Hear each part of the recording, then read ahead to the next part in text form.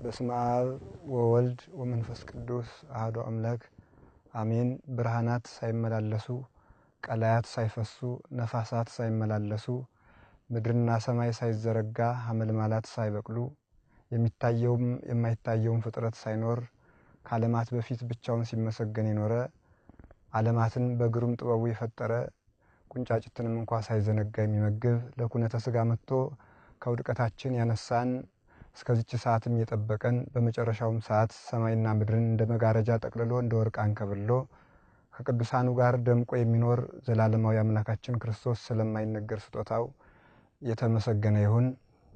እግዚአብሔር ቤተሰቦች፣ የቅድስት ድንግል ማርያም ልጆች፣ የቤተ ክርስቲያን ልጆች በሰላማችን ራስ በኢየሱስ ክርስቶስ ፍጹም ሰላም እንደምንሰነበታችሁ እስከዚች ሰዓት የጠበቀን የሰላም አምላክ ስሙ ለዘላለም የተመሰገነ ይሁን።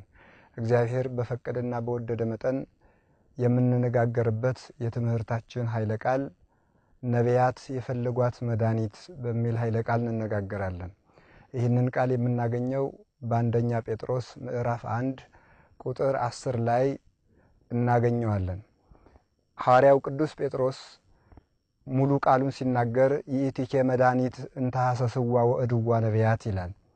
ይቺ መድኃኒት ነቢያት የፈለጓት ነቢያት የተንከራተቱላት መድኃኒት ናት ይላል። ቅዱስ ጴጥሮስ ይህን ቃል የላከላቸው በቅዱስ እስጢፋኖስ ሞት ምክንያት ተበታትነው በጳንጦስ፣ በገላትያ፣ በቀጰዶቅያና በሌሎችም የዓለም ክፍሎች ለተበታተኑት ክርስቲያኖች ተስፋ እንዳይቆርጡ የስንዴ ቅንጣት ካልወደቀች ፍሬ አታፈራም እንዳለ ጌታችን መድኃኒታችን ኢየሱስ ክርስቶስ በዮሐንስ ወንጌል ምዕራፍ 12 ላይ እነዚህ ክርስቲያኖች የተበታተኑበት ምክንያት ቅዱስ እስጢፋኖስ የስንዴ ቅንጣት ሆኖ እሱ ሲደበደብ እሱ ሲወገር የሱ ደም ሌሎች ክርስቲያኖችን እንዲበቅሉ አድርጓል። እሱ ሲበተን በየቦታው ተበታትነው ክርስትናን አስፋፍተዋል። እስጢፋኖስ ባይሞት ኖሮ ባይደበደብ ባይወገር ኖሮ በዚያው ክርስቲያኖች ጸንተው ይኖሩ ነበር እንጂ ክርስትና አትስፋፋም ነበር። ስለዚህ በእስጢፋኖስ ሞት ሌሎች ክርስቲያኖች በሌላው ቦታ ተበትነው አስተምረዋል። እነዚህ የተበተኑት ክርስቲያኖች ተስፋ እንዳይቆርጡ ቅዱስ ጴጥሮስ ይችን መልእክት ጽፎ ልኮላቸዋል። እናም ሲጀምር ምዕራፍ 1 ቁጥር 3 ላይ ምን ይላል? ይትባረክ እግዚአብሔር አቡሁ ለእግዚእነ ኢየሱስ ክርስቶስ ዘወለደነ በምህረቱ፣ በቸርነቱ ብዛት በኢየሱስ ክርስቶስ የወለደን የኢየሱስ ክርስቶስ አባቱ እግዚአብሔር አብ የተመሰገነ ይሁን። ለተስፋ እንተባቲና ሀዩ ይላል። ለምንድንባት ተስፋ የመረጠን ከሙታን ኢየሱስ ክርስቶስ ተለይቶ በመሰረታት ለተስፋ ሕይወት ለትንሣኤ ዘለክብር የመረጠን ኢየሱስ ክርስቶስ የተመሰገነ ይሁን እያለ ያጽናናቸዋል። ስለዚህ ከታች ዝቅ ብሎ ምን ይላል? ይእቲኬ መድኃኒት እንተሐሰስዋ ወእድዋ ነቢያት፣ ይቺ መድኃኒት ነቢያት የፈለጓት ናት፣ ነቢያት የዞሩላት የተንከራተቱላት ናት።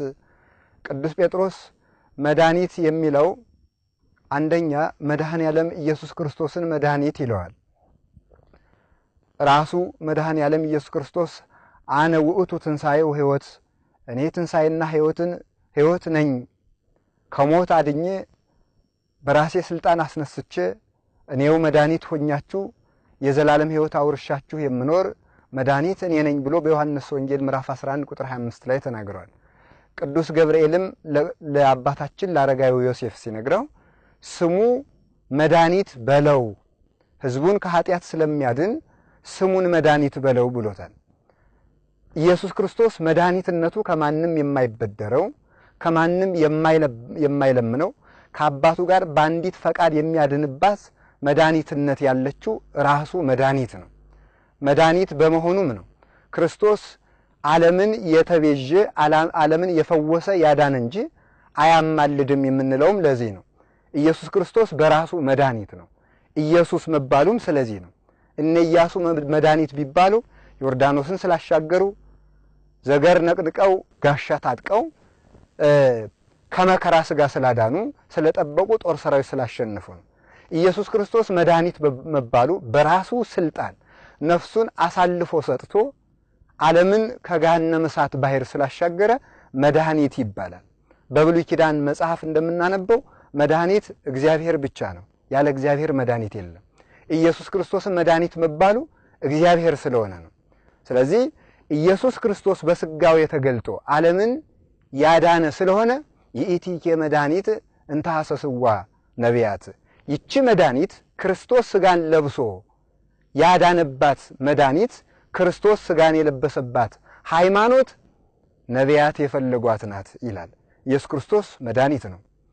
ከዚህ ባለፈ መድኃኒት የሚላቸው አንደኛ መስቀሉን ነው፣ ሁለተኛም ድንግል ማርያምን ነው። ይሄንን ነብዩ ዳዊት በመዝሙረ ዳዊት መዝሙር 73 ቁጥር 12 ላይ እግዚአብሔር እሰ ንጉሥ ውእቱም ቅድመ ዓለም ወገብረ መድኃኒተ በማእከለ ምድር ይላል። እግዚአብሔር ከዓለም አስቀድሞ ንጉሥ ነው። ከዓለም አስቀድሞ ንጉሥ ነው። ከዓለም አስቀድሞ ንጉሥ ነው ሲባል ዓለም ካልተፈጠረ ሰማያትም ከሌሉ ቀላያትም ከሌሉ አድማስና ናጌብ ሌሎችም ዓለማት ከሌሉ ጽርሐ አርያምም ከሌለች እግዚአብሔር የት ላይ ነበር ቢባል ራሱን ዓለም አድርጎ ይኖር ነበር። እግዚአብሔር በራሱ ዓለም ራሱ መኖሪያ ራሱ ኗሪ ሆኖ ይኖር ነበር እግዚአብሔር። ስለዚህ እግዚአብሔር ከዓለም በፊት ነበረ ካለ በኋላ ከዓለም በፊት የነበረው እግዚአብሔር ምን አደረገ ሲባል ወገብረ መድኃኒተ በማእከለ ምድር፣ ከዓለም በፊት የነበረው እግዚአብሔር በምድር መካከል መድኃኒትን አደረገ ይላል። የምድር መካከል የተባለች ቀራንዮ ናት፣ ምድረ እስራኤል ናት። በዚያች መድኃኒትን አደረገ። ምንድናት መድኃኒት? መስቀል ነው። መስቀል ላይ የፈሰሰው ደም ዓለምን ስለፈወሰ መድኃኒት መስቀልን በቀራንዮ ተከለ። መድኃኒት ድንግል ማርያምን በቤተልሔም በኢየሩሳሌም ተወልዳ እንድታድግ አድርጎ መድኃኒት እሷን አበቀለ። እመቤታችን ነቢያት ያበቀሏት ዕፅ ስትሆን የሚፈውሰውን መድኃኒት ክርስቶስን የቆረጥንባት እውነተኛይቱ ዕፀ ሕይወት እሷ ናት። ስለዚህ መድኃኒት ድንግል ማርያም፣ መድኃኒት መስቀል፣ መድኃኒት የተገኘባቸው መድኃኒቶች እነሱ ስለሆኑ ነው። ስለዚህ ይእቲኬ መድኃኒት እንተ ሐሰስዋ ነቢያት እንተ ሐሰስዋ ወእድዋ ነቢያት፣ ይቺ መድኃኒት ድንግል ማርያም፣ ይቺ መድኃኒት መስቀል፣ መድኃኒት ኢየሱስ ክርስቶስ ነቢያት የፈለጉት መድኃኒት ነው። እንደ ዋዛ የተገኘ አይደለም። እናም እናንተ መከራ ተቀበልን ብላችሁ አትደነቁ። በዚህ ሁሉ ተበታትነን መከራ ተሰቃየን ብላችሁ አትደነቁ። ስንኳንስ እናንተ በልጅነት ጸንታችሁ ስጋውን ደሙን ተቀብላችሁ ጸጋውን አይታችሁ በስጋው የመገለጡን ባይናችሁ አይታችሁ በጆሮአችሁ ተሰብኮላችሁ ያላዩት እንኳን ነቢያት ያን ያህል መከራ እየተቀበሉ ፈልገውታል። አትደነቁ፣ በመከራችሁ አትጨነቁ ለማለት ይእቲኬ መድኃኒት እንተ ሐሰስዋ ወእድዋ ነቢያት፣ ይቺ መድኃኒት ነቢያት የፈለጓት መድኃኒት ናት ብሎ አስረግጦ ይነግራቸዋል። እንግዲህ ድንግል ማርያምን፣ መስቀልን፣ ሁሉንም ነገር ስጋውና ደሙን ነቢያት ፈልገውታል። ይእቲኬ መድኃኒት፣ ይችን ስጋና ደም እኛ ጸንተን የምንኖርባትን የምንቀበላትን ዕለት ዕለት የዕለት እንጀራችን አትንፈገን እያልን የምንቀበለውን መድኃኒት የሚሆን ስጋውንና ደሙን እኛ የፈለሰፍነው ሳይሆን እኛ ዝም ብለን የምንቀበለው ሳይሆን ነቢያት የፈለጉት መድኃኒት ነው። ይህ ስጋና ደም ነቢያት ሲመኙት የኖረ ስጋና ደም ነው ለማለት ስጋውና ደሙን መድኃኒት ይለዋል። ይችን መድኃኒት ትንሣኤ ሙታንንም መድኃኒት ይላታል ቅዱስ ጴጥሮስ። ከላይ እንደገለጽ ነው ክርስቶስ ከሙታን ለሚያስነሳባት ቁጥር 3 ላይ ከሙታን አስነስቶ ለሚያወርሳት ተስፋ የወለደን እግዚአብሔር የተመሰገነ ይሁን ብሎ ትንሣኤ ሙታንን መድኃኒት ይላታል። ስለዚህ ያችን መድኃኒት ከሞት መነሳትን ነቢያቱ ፈልገውታል። እነ ዳዊት ሌሎችም ነቢያት ሲፈልጉት ኖረዋል። እና ይችን መድኃኒት ደግሞ እንዲፈልጉ ያደረጋቸው ደግሞ እግዚአብሔር ነው። እግዚአብሔር ሰው በበደለ ጊዜ የበደል ደግሞ ደመወዙ ሞት ስለሆነ ሞትን በአቤል አሳይቷቸዋል። በአቤል ሞትን ሲያሳያቸው ጊዜ ተስፋ እንዳይቆርጡ ደግሞ ሕያውነትን በሄኖክ አሳይቷቸዋል።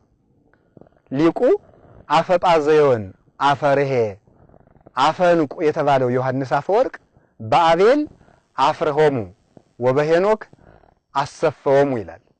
በአቤል አስደነገጣቸው፣ አስፈራቸው፣ በሄኖክ ደግሞ ተስፋ ሰጣቸው። አቤል ሲሞት አይተው እንዲህ ሞተን ፈርተን በስብሰን የምንቀርነን ለካ ብለው ተስፋ እንዳይቆርጡ ሄኖክ ደግሞ ከሞት ሲሰወራዩና ያን ተስፋ ይዘው ይንከራተቱ ጀመረ። ሄኖክም በመጨረሻው ሰዓት ኢየሱስ ክርስቶስ እንደሚገለጥ ሰዎችም ሕያዋን ሆነው እንደሚኖሩ አሳይቷቸዋል። በመጽሐፈ ሄኖክ ምዕራፍ 13 ላይም ቁልጭ አድርጎ ክርስቶስ እንደሚመጣ ኢየሱስ ክርስቶስ ዓለምን ለማዳን ያሰበው ገና ዓለም ሳይፈጠር መሆኑን ሁሉ በትንቢት አበጥሮ ከተናገረ በኋላም እንደሚገለጽ ተናግሯል። ስለዚህ የሄኖክን ሕያውነት አይተው ለአዳም የተሰጠውን ተስፋ ተመልክተው ነቢያት ይችን የሥጋዌ ቀን ይችን መድኃኒት የሆነች ወላዲተ አምላክ ይችን መድኃኒት የሆነች መስቀል ይችን መድኃኒት የሆነች ሥጋውና ደም በብዙ ህብረ አምሳል ሲፈልጉት ኖረዋል። እንግዲህ ይችን መድኃኒት ነቢያት ፈልገዋታል ካልን በምን መልኩ ነው የፈለጉት ሲባል ሰው እግዚአብሔርን ፈለግኩት ሲል ዝም ብሎ እግዚአብሔር አይፈለግም። እግዚአብሔርን ስሙን በመጥራት ብቻ አይፈለግም። እግዚአብሔር ቁጭ ተብሎ ብቻ አይፈለግም። እግዚአብሔር የሚፈለገው በመከራ ነው። እግዚአብሔር የሚፈለገው ዳዊት እግዚአብሔርን ፈልጉት ታገኙታላችሁ ይላል። ሆሴም ተናግሯል። እግዚአብሔርን ፈልጉት ታገኙታላችሁ። እግዚአብሔር የሚፈለገው እንዴት ብሎ ነው? ዝም ብሎ ቁጭ ብሎ እግዚአብሔር በመባል ብቻ እግዚአብሔር መፈለግ አይባልም። ያ ቢሆን ኑሮ የናዝሬቱ ኢየሱስ ሆይ አንተ ማን እንደሆንክ አውቄሃለሁ፣ ያለ ጊዜ እንዳታጠፋኝ ለምንሃለሁ ያሉት አጋንንት ሁሉ በዳኑ ነበር። ስሙን ጠርተዋል። ይሄ ብቻ ግን አያድንም። መዳን የሚቻለው በመከራ ክርስቶስ ሲፈለግ ነው። ነቢያቱ እግዚአብሔርን ወይም ኢየሱስ ክርስቶስ መድኃኒት ክርስቶስን የፈለጉት እንዴት ነው ሲባል በጸሎት ፈልገውታል፣ በጾም ፈልገውታል። የጸሎት እናት ደግሞ ጾም ናት። ጾምሰ እማ ለጸሎት ይላል ማር ይስሐቅ። ጾም የጸሎት እናት ናት። ወእህት አላርምሞ የዝምታ የጸጥታ ከእግዚአብሔር ጋር ዝም ብሎ በሰቂለ ህሊና አይምሮን ወደ እግዚአብሔር ሰቅሎ ለመኖር ስጋን አረጋግቶ እየገዙ ለመኖር እህቲቱ ጸሎት ናት፣ ጾም ናት ይላል። ወነቃ ለንባም ምንጭ ናት። ሰው መጀመሪያ በስጋ የእግዚአብሔርን ቸርነት እያሰበ ሲያለቅስ ከዚያ በኋላ የስጋው እንባ ሲያልቅበት አንብ የሚባል ጸጋ ይሰጠዋል። ይሄ አንብ ከቁጥጥር ውጭ ሰው በእግዚአብሔር ፍቅር ሲሰክር ዝም ብሎ ሌት ተቀን የሚፈስ እንባ ነው እና ለዚህች ደግሞ እንባ ምንጭቱ ማናት? ጾም ናት። ወጥንተ ለኩሉ ገርል ሰናይ ይላል። ለሁሉም ተጋድሎ፣ ለሁሉም መንፈሳዊ ነገር፣ ለሁሉም መንፈሳዊ ስራ፣ ለመንፈሳዊ ተጋድሎ ምንጭቱ ጾም ናት። ለዚህ ነበር ነቢያቱ ስጋዌውን ለማየት ሲፈልጉ እየጾሙ እየጸለዩ። ጸሎት ከጾም ጋር ሲተባበር ያምርበታል። መዝሙር ሐዋዝ ዘምስለ መሰንቆ ይላል ነብዩ ዳዊት መዝሙር 80 ቁጥር 1 ላይ መዝሙር ሐዋዝ ዘምስለ መሰንቆ የሚመስጥ መዝሙር ከመሰንቆ ጋር ሲሆን ያምራል ይላል። መዝሙር ምግባር ነው። መሰንቆ ሃይማኖት ናት። መሰንቆ ዘይቤ ሃይማኖት ይእቲ እንተለብስዋ ሰማይት እንዲል ቅዱስ አትናቴዎስ በቅዳሴው መሰንቆ ሃይማኖት ናት። ሃይማኖት ደግሞ መሰንቆና መዝሙር ሲገናኙ እንደሚያምሩት ሃይማኖት በጾምና በጸሎት ሲታጀብ ያምርበታል። መሰንቆ እየመታ የሞቱ ሰዎችን ሲያነሳ የሞቱ ዘሮቹን ሲያነሳለት አዝማሪ ሲያነሳሳ ሰው ሽልማት ይሰጣል። ሰው ወኔው ይቀሰቀሳል። በሃይማኖት የነቢያቱ የመከራቸው ነገር የሰማይታቱ ነገር የቅዱሳኑ መከራ ሲነሳ በተስፋ መቁረጥና በኃጢአት የቀዘቀዘው የሰው ልጅ የሃይማኖት ወኔው ይቀሰቀሳል። ሃይማኖት መሰንቆ ናት። በመዝሙር ስትታጀብ ደግሞ ታምራለች። መዝሙር ደግሞ ምግባር ነው፣ ጾም ነው፣ ጸሎት ነው። ካልሆነ ግን ዝም ብሎ ሃይማኖት አይረባም። ነፍሱ የወጣ በድን ማዛ እንደማይሸተው ቢሽቱ ቢረጩት እንደማይገባው ምግብ ቢያቀርቡለት እንደማይበላው ቢጠቅሱት እንደማያየው ቢጠሩት እንደማይሰማው ልክ እንደዚህ ነፍሱ የወጣች በድን እንዲህ የትም ቦታ ገረን ላይ ቢጥሉት እንደማያውቀው ምግባር የተለየው ሃይማኖት ነፍሱ የወጣ ሃይማኖት ለሃይማኖት ሕያውነቱ ምግባሩ ናት። እና ነቢያቱ ብዙ አባቶች የጌታን የስጋዌ ቀን ሲፈልጉት በመከራ ፈልገውታል።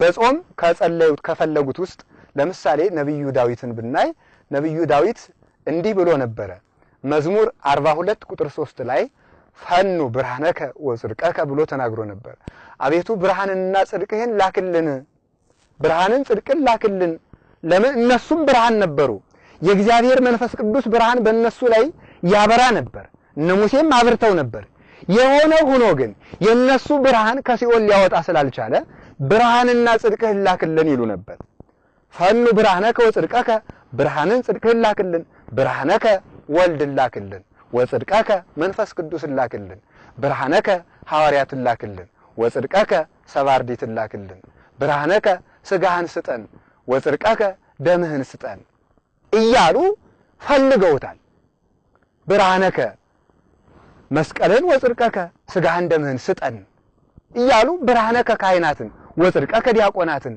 እያሉ ፈልገውታል ላክልን እማንቱ ይምርሃኒ ወይሰዳኒ ውስተ ደብረ መቅደስከ እነዚህ ነገሮች መርተው ብርሃንህ ጽድቅህ የተባሉት እነዚህ መርተው ከተቀደሰው መቅደስ እንዲያገቡኝ እነዚህን ግለጥልኝ ብሏል ነብዩ ዳዊት እነዚህ ብርሃን አንተ ጽድቅ መንፈስ ቅዱስ ብርሃን ሁሉም ለያንዳንዱ ይሰራል ብርሃን ወልድ ስለተባለ መንፈስ ቅዱስ ብርሃን አይደለም ማለት ግን አይደለም ብርሃን መንፈስ ቅዱስንም ይሆናል እነዚህ ላክልኝ እማንቱ ይምርሃኒ እነዚህ መርተው መንግስተ ሰማያት ያስገቡኝ ስለዚህ መንግስተ ሰማያት እንድገባ ከተቀደሰው መቅደስ እንድገባ እነዚህ ላክልኝ እያለ ሲመኝ ነበር በሌላ በኩል ደግሞ መዝሙር 120 ቁጥር 1 ላይ ምን ብሎ ነበር ነብዩ ዳዊት አንሳይኩ አይንተ የመንገለ አድባር አይኖችን ወደ ተራራ አነሳሁ ማይቴ ይምጻ ረዴቴ ረዴቴ ከየት ይምጣ ይላል ይጠይቃል አይኖችን ወደ ተራራ አነሳው ማለት ምንድነው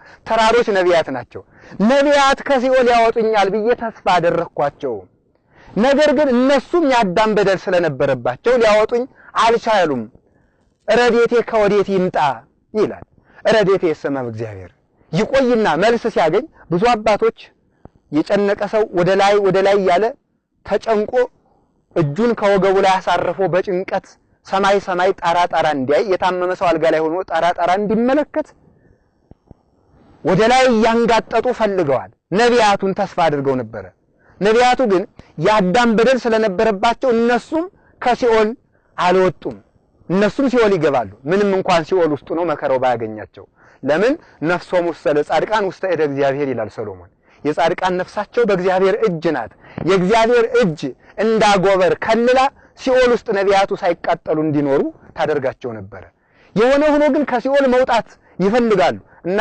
ነቢያቱ ማውጣት ስላልቻሉ ወደ ተራሮች ተመለከትኩ ግን ሊወጣ አልቻልኩም ስለዚህ ረዴቴ ከወዴት ይምጣ ሲል ረዴቴ የሰማ እግዚአብሔር ማብ እግዚአብሔር ረዴቴ ከእግዚአብሔር ወልድ ከኢየሱስ ክርስቶስ ነው ረዴተ ሥጋ ረዴተ ነፍስ ያገኘሁት ማለት ከሲኦል ወጥቼ በመንግስተ ሰማያት በገነት ለመኖር እውነተኛውን ረዴት ያገኘሁት በማን ነው በኢየሱስ ክርስቶስ በእግዚአብሔር ወልድ ነው ረዴቴ በእግዚአብሔር ኢየሱስ ክርስቶስ እግዚአብሔር ነው የምንለው ለዚህ ነው ተራሮችን ተስፋ አድርገን አደረኩ ግን ረዴት አላገኘውም ማለት እውነተኛ ድህነት አላገኘውም ረዴቴ ከእግዚአብሔር ዘንድ ነው ኢየሱስ ክርስቶስ ብቻ ከሲኦል አውጥቷል ለመጀመሪያ ጊዜ በአዳም በደል ምክንያት የተዘረጋውን የተጋረደውን የኃጢያት የጨለማ መጋረጃ ገፎ ብርሃንን ያበራልን ኢየሱስ ክርስቶስ ነውና ካወዴት ይምጣልኝ ያለው ለምን አባ ጊዮርጊስ ዘጋስጫ በሐሙስ የአርጋኖን መጽሐፉ ላይ ይሄን ገልጾታል ዳዊት ከነቢያት ድህነትን አገኛለሁ መስሎት ተመኝቶ ነበር ተራሮችን ተመኝቶ ነበር ነገር ግን ከነሱ ሊያገኝ አልቻለም ከነሱ ሊያገኝ ስላልቻለ ረዴቴ ከወዴት ይምጣ ብሎ ነበር ረዴቴ ከወዴት ይምጣ አለ ረዴቴ ከእግዚአብሔር ዘንድ ነው ማለቱ አንቺ እግዚአብሔርን ወልደሽ ድህነትን ካልሰጠሽኝ በስተቀር የነቢያቱ መከራ ከሲኦል አላወጣኝም ስለዚህ እያለ ይማጸንሻል እያለ በሐሙስ የአርጋኖን መጽሐፉ ላይ ነግሯታል እንደውም እመቤታችን አንቺ ሳትወለጅ ምን ድህነት ተደርጓል ሁሉም ለፍተዋል ግን በማን ድህነት ተገኘ ረዴት ካንቺ ብቻ ነው የምንወድሽም ስለዚህ ነው ይላታል ስለዚህ ነውና ነቢያቱ ለፍተዋል በዚህ በመዝሙር 122 ቁጥር 1 ላይ እንዲህ ብሏል ነብዩ ዳዊት ሀቤከ አንቃይዶነ አይንተነ ውስተ ሰማይ አቤቱ አይኖቻችን ወደ አንተ እናነሳለን አይኖቻችን ወደ አንተ እናነሳለን። በዚሁ አጋጣሚ ኦርቶዶክሳውያን ተጎንብሰን አይናችንን ጨፍነን አንጸልይም። ለምን? ወደ አንተ አይናችን እናነሳለን ነው ያለ ነብዩ ዳዊት። ስለዚህ አይናችን ወደ አንተ እናነሳለን አቤት አንቃይዶነ ወደ አንተ እናንጋጥጣለን። ከማይንተ አግብርት ውስተ ዳጋይስቲሆሙ የባሪያዎችና የሎሌዎች አይን ወደ ጌቶቻቸው እንደሆነ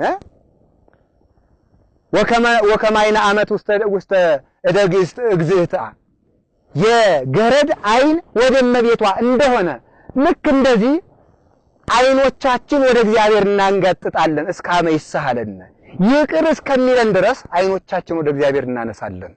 በተስፋ ሲጠባበቁት አይናቸውን እያንጋጠጡ እያለቀሱ ህሊናቸውን ወደሱ ሰቅለው ሲፈልጉት ኑረዋል።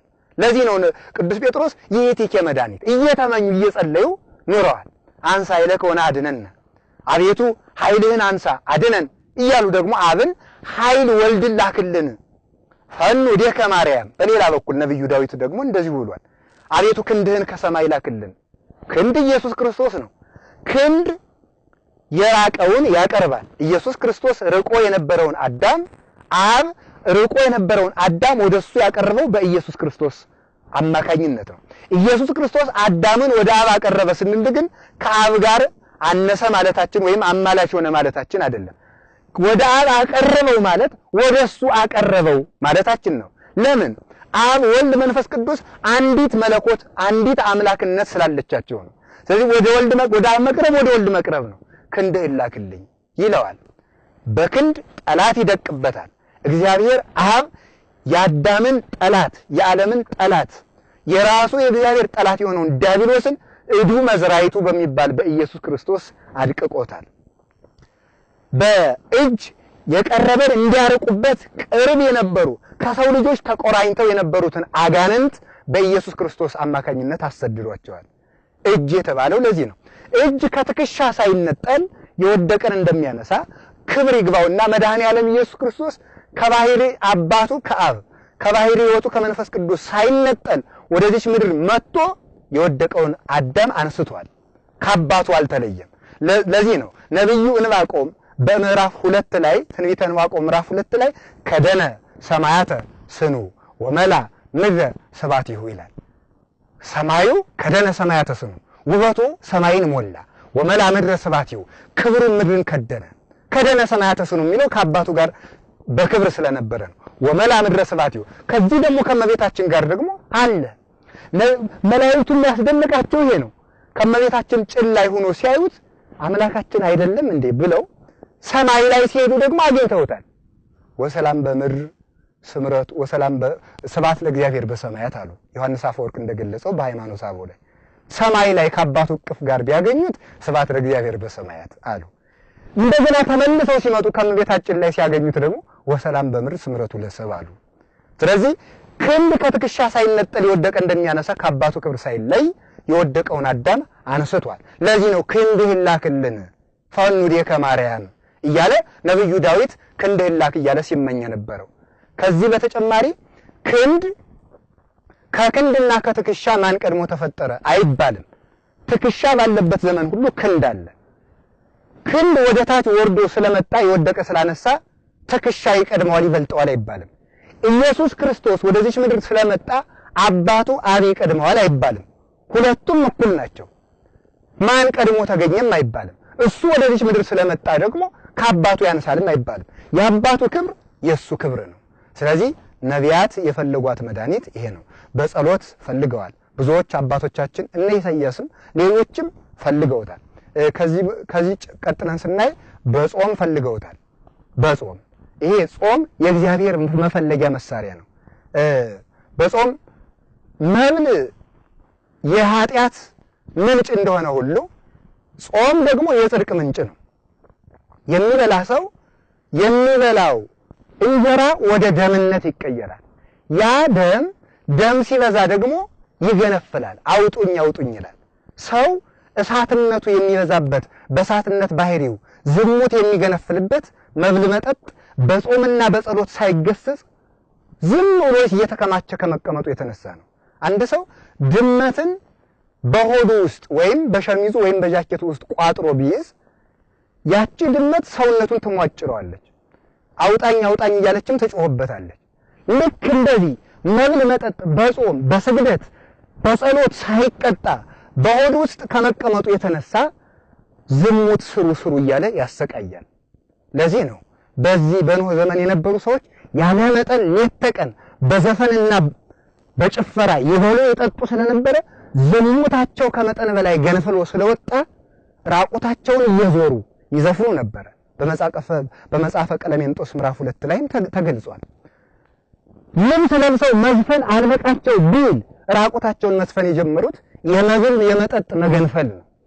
ጾም ደግሞ እንደዚሁ የእግዚአብሔር ማደሪያ ለመሆን የጥበብ ምንጭ ለመሆን ጥቅም አለው። ነቢያቱ እየጾሙ ነው እግዚአብሔርን የፈለጉት። በዚህ ዘመን ትውልዱ ክፉ ልምድ የያዘው እግዚአብሔር ምን ሰራህ እንጂ ምን በላህ አይልም ይላል። አዳምም የተፈረደበት ምን በላህ ተብሎ ነው በመብል የተፈረደበት። መብል ያድናል፣ መብል ያጠፋል። ለዚህ ነው አባ ጊዮርጊስ ዘጋስጫ በመጽሐፈ ምስጢሩ ላይ በወደቅኩበት ተነሳሁ ይላል።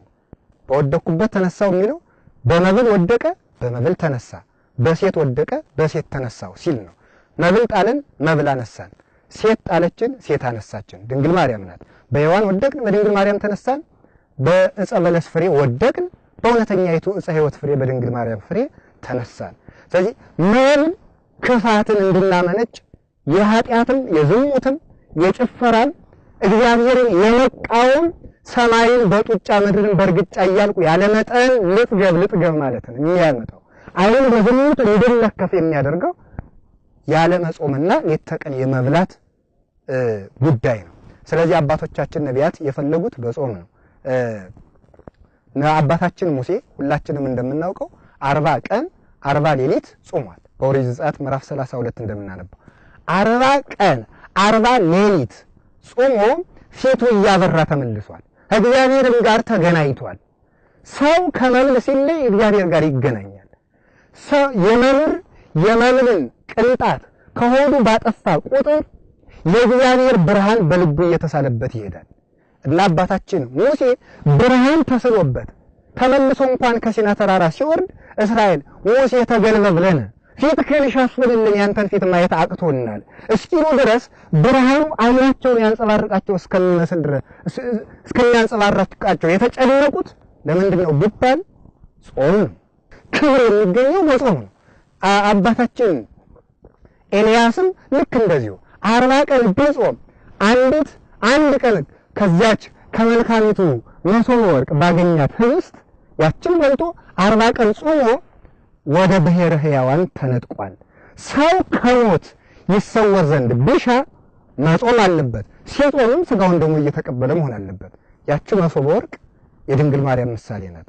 ህብስቱ የስጋውና ደግሞ ምሳሌ ነው እና 40 ቀን ኤልያስ ጾሞታል። በአንደኛ ነገሥት ምዕራፍ 17 ላይ እናገኘዋለን። ይሄን 3ቱ ቀን ደግሞ ዮዲት ጾመዋለች። ዮዲት ጾማ ሆሊፎርኒስ የተባለውን የእስራኤል ጠላት አንገቱን ቆርጣ ከእስራኤል ስድብን አስወግዳለች። እስራኤል በረፍት እንዲኖሩ አድርጋለች። የሰው ልጅ ክርስቲያን ይህንን ጾመ ነቢያት የሚባል በሚገባ ሲጾም እንደ ሆሊፎርኒስ በእኛ ላይ በክርስቲያኖች ላይ የሚነሳውን ዲያብሎስ ራሱን መቀጥቀጥ ይቻላል። ይሄ ነው። አስቴርም 3 ቀን ጾማ በአይሁድ ላይ የተበተነውን ደብዳቤ እንዲቀደድ አድርገዋለች።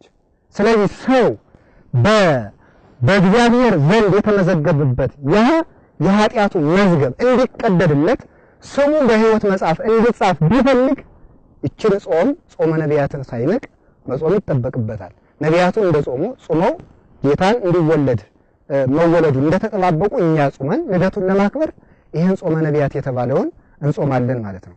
በሌላ በኩል ደግሞ ስናየው ዕዝራ ሱቱኤል ራሱ 40 ቀን ጾሞ በባቢሎን ምርኮ የተቃጠሉትን የብሉይ ኪዳን መጻሕፍት ባይኑ እያየ መጻሕፍቱ እንዳልተቃጠሉ ትክክል እያየ ጽፏል። ስለዚህ ሰው ጥበብ መንፈሳዊ ጥበብ ስጋዊ እንዲገለጥለት ቢሻ ይሄንን ጾመ ነቢያት ሌሎችን ጾሞች አጽዋማት ሊጾም ይገባል ማለት ነው። እመቤታችንም ራሱ በምታበራ ብላቴና አምሳል ዕዝራ ሱቱኤል ተመልክቷታል። 40 ቀን እየጾመ ወላዲተ አምላክ እንድትገለጥለት ቢፈልግ ሰው ይህን ጾም ለጾም ስጋውን ሊገስጽ ይገባል።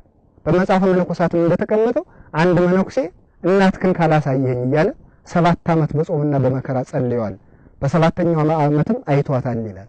ስለዚህ ሰው እግዚአብሔርን እናቱን መንግስተ ሰማያትን ላይ ቢሻ የነቢያቱን ጾም የሐዋርያቱን ጾም ሳይሰቀቅ ሊጾም ይገባል ማለት ነው። እና ይህን ጾም ከሜዳ የተወለደ እንደ እንግዳ ደራሽ እንደ ውሃ ፈሳሽ አይደለም። ነቢያት የጾሙትን እንጾማለን። ለምን ጌታ ኢየሩሳሌም ዘመጻይኩ እሳረሙ ለኦሪት ወነቢያት ኦሪትና ነቢያትን ልሽር አልመጣሁም ብሎ በማቴዎስ 5:17 ስላስቀመጠልን፣ ስለዚህ የነቢያትን ጾም እኛም ደግሞ ይዘን እንጾመዋለን። ነቢያት ያልደረሱበት ለመድረስ አስበው እንደጾሙ እኛም ደግሞ ስለደረስንበት ልደቱን ለማክበር ተቀድመን ይሄን ጾም እንጾማለን። ከህዳር 15 ይጀምራል። ቅዱስ ሲኖዶሳችን እንዳስቀመጠው የህዳር ጾም ምን ጊዜም የነቢያት ጾም በ15 ህዳር 15 ላይ እንዲቀመጥ ታዟል።